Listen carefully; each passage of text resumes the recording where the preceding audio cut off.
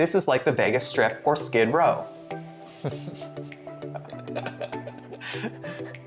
Yes, it's like Skid Row, the exact same.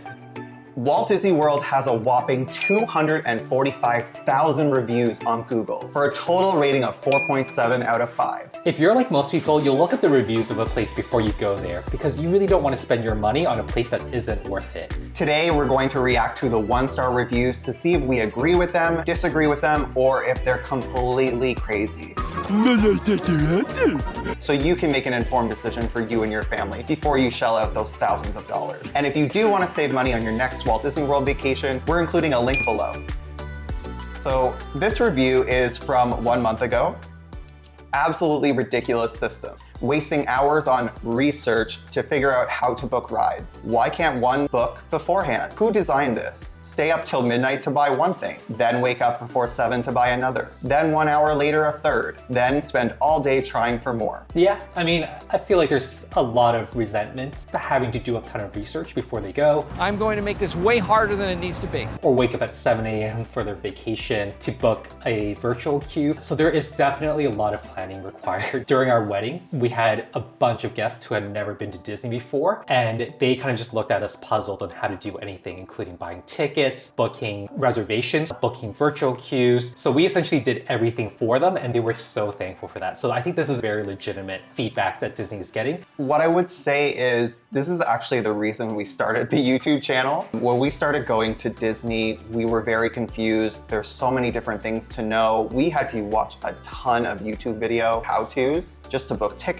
like Andy said, about the lightning lanes that were introduced after you-know-what. But again, we love giving tips and tricks to not only saving money, but how to maximize your time on vacation. And we love Disney and particularly love Disney World. And we want to share that with people so that they can have the best time possible. But we totally get where this review is coming from. Okay, the second 1-star review is from 2 months ago. Too crowded, no more Fast Pass. Genie system that replaced the Fast Pass is a joke and a money grab. We had the Genie Pass and we were only able to go on 4 rides. Thunder Mountain and Space Mountain were both down for repairs. I don't think I could ever go back. Place is pretty awful. I mean, that sounds like a pretty crappy day. If that was my experience, I would definitely be giving a negative review as well. Genie Plus isn't perfect, but it sounds like they got 4 line bypasses for, I'm assuming, $20 or $30. So if you break it down per ride, that's probably $5 or $6. And we also have to keep in mind that these rides are super complicated. So once in a while, they will break down. So it's good to pay attention to the app, the wait times, and adjust your schedule accordingly. Yeah, and there's some things that you can do to prepare for this. So number 1, make sure you're checking the Disney Parks blog and website to see when rides are going to be down for scheduled maintenance. You don't want to book a trip around a ride you really want to go on, get there, and then realize it's actually not open. The second thing I would note is you should make a list of the must-do rides in every Walt Disney World park. This way you can bang them out in the morning and make sure that you don't face a downtime later in the day and then the park closes and you didn't get to go on that ride. So this one is from 2 weeks ago. Garbage, dirty, run-down theme park, rude employees, 2-hour lines for rides. The line's this long, it's gotta be good. Get bent. No dress code. That's a weird one. Disgusting behavior everywhere. This is like the Vegas Strip or Skid Row. Yes, it's like Skid Row. Disney went woke and destroyed this place. Universal is 10 times better. If you want princesses with beards, come to Disney. Okay, so I think there's a couple of red flags with this review right from reading it. When you hear woke and you hear, princesses with beards, you can tell they're leaning towards a certain Affiliation, thank you. So right off the bat, you kind of write off the legitimacy of this review. With that being said, they did raise, some important aspects such as like the wait times, but Skid Row and Vegas Strip seems a little bit extreme. There's people sitting on the sidewalk and waiting for parades and fireworks and having a really good time in life. Definitely not a review that I would put any weight behind, and probably one that should just be deleted. And we're not saying you need to be right wing or left wing or somewhere in the center. Like, I think you should just be able to enjoy a place for what it is and give a review based on your experience, which it doesn't sound like this person did. At the end of the day, this is a place of joy and happiness, and the fact that somebody took time out of their day who's probably honestly never been to Disney in their life to write this kind of hatred is beyond my understanding. Honestly, it's just stay away. There's a lot of anger in the world. Just don't spread hate on the internet. Our next one-star review is from 3 months ago. We paid $1,700 for Hollywood and Magic with my kids, but there's so much line in each ride. You have to wait an average of 2 hours for each ride, and they are trying to make money from Lightning Lane. This isn't fair and a waste of time. The treatment you receive compared to the money you pay is literally trash. So $1,700 is a lot to pay. So definitely when you're paying that much, you do want to have a great time for you and your family. So I get where that review is coming from. I think if they had planned ahead and looked at the wait times, looked at the different activities that, as Patrick mentioned, are the must-dos, you probably could have planned a much better day. What I would say is, when you are with your family and you're at the parks and it's super busy, I think it's really important for you to make the most of the moment. Patrick and I have both been in those 1 hour lines, 2 hour lines for like the big rides. And we've always just kept each other entertained. The queues for the lines are also very interactive and there's tons of things to see. Like, it's not like you're standing in line at the DMV. There's just different things happening in the queue to keep you entertained. Yeah, there's games you can play on the app. There is a lot to look at. Disney is one of the most themed theme parks in the world, so it's never really boring. If you do have a lot of screaming kids with you, I can see how that would get on your nerves, but that's kind of what you signed up for when you took your kids on this type of vacation. They're going to be overstimulated, oversugared. They're going to be probably a little bit more annoying than you're used to. What I will say is, it sounds like they went to Hollywood Studios. We have a video coming up on our Disney World hot takes, and a little sneak preview of one of mine is to skip Hollywood Studios. I have a lot of questions. Number one, how dare you?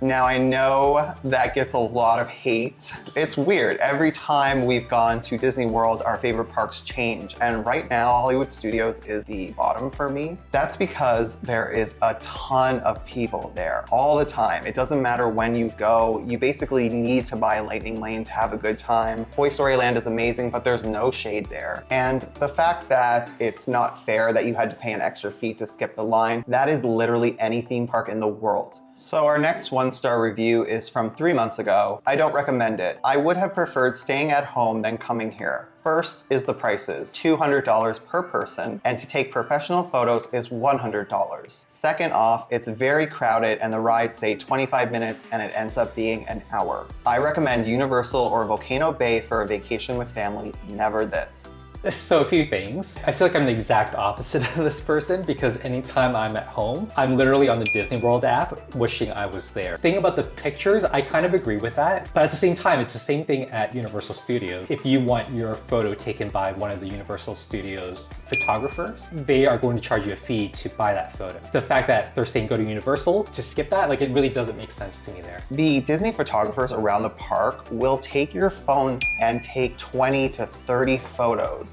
with your phone for absolutely nothing. Now, to the point about it saying a 25-minute wait and it was actually an hour, we have experienced this before. It's pretty rare, but it would be funny if this person was talking about meeting Mickey at Hollywood Studios, because it literally happened to us twice where it said 25 minutes to meet Mickey and then it ended up being over an hour. We were getting very cranky and there was a lot of families in line getting very cranky. And sometimes it will say an hour wait and you'll get in line and it ends up being 30 minutes. So it actually all comes out in the wash in the end because that happens more than the reverse.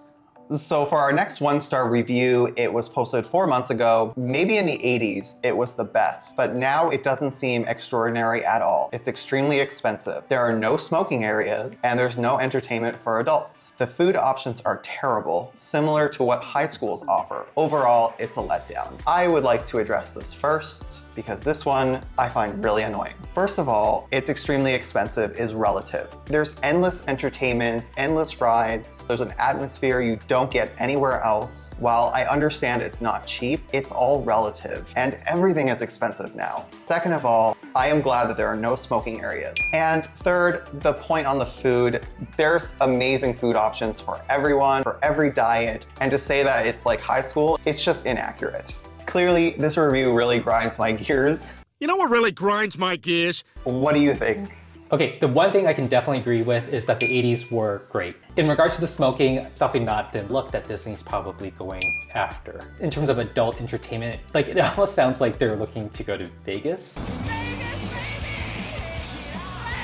And what's actually interesting is even Vegas is going to be more family friendly because they want to attract more revenues and more tax money to the city. You just sort of have to go in with an open mind and let yourself be a kid again. That's what Disney is there for. It is not there for adult entertainment. And if you are looking for adult entertainment, I mean, Orlando is a big city, so you could definitely find that somewhere else. And our final 1-star review is from a month ago, and it reads, I wait 82 minutes to go to Thunder Mountain. Just before I can get in, they said there was a problem and they canceled the ride. I asked the guest staff if there was possibly to get a fast pass to ride it when it is available, and they said no. I paid a lot for this bad experience, and the teenagers they have working there doesn't know to give solutions. We have been in line for Slinky Dog Dash, which if anyone has ever been to Disney knows that that is one of the most popular rides and usually an hour plus wait. And we were literally the next group to go on and the ride breaks down. We made a decision at that point to just, sit and wait it out. And we had the nicest cast member giving us different facts about the ride and all the hidden Mickeys and all these fun little things to spot in the queue. And we would have never had that experience if that ride had not broken down. It's all about your attitude and what you do in situations that arise and you weren't expecting. Nothing is going to go exactly the way you expect